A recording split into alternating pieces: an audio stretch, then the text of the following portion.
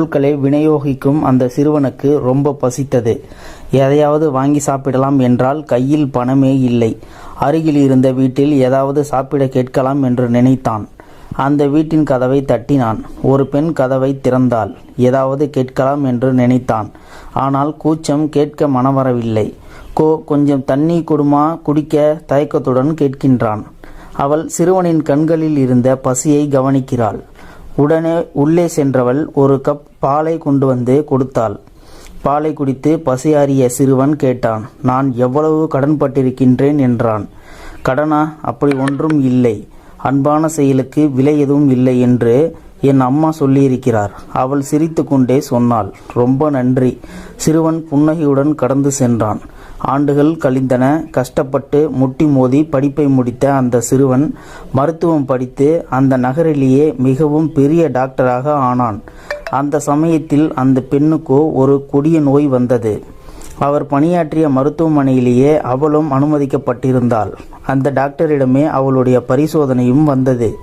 Medical ரிப்போர்ட்டில் அந்த பெண்ணின் ஊர் பெயரை பார்த்ததும் அவளுக்கு ஒரு சின்ன மின்னல். விரைவாக வார்டுக்கு போய் அந்த பெண்ணை பார்த்தார்.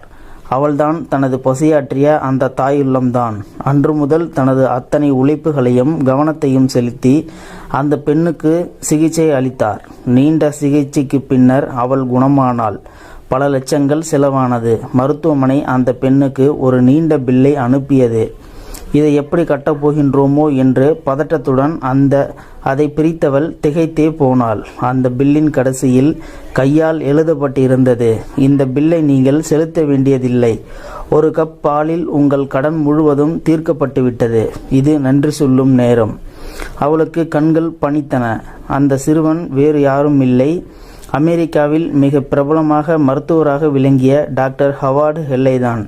இந்த சம்பவம் 1858 ஆண்டிலிருந்து 1943 ஆண்டுக்குள் நடந்த ஒரு சம்பவம். இத்தனையும் நம்ம திருவள்ளுவர் 2 வரிகளில் சொல்லிவிட்டார்.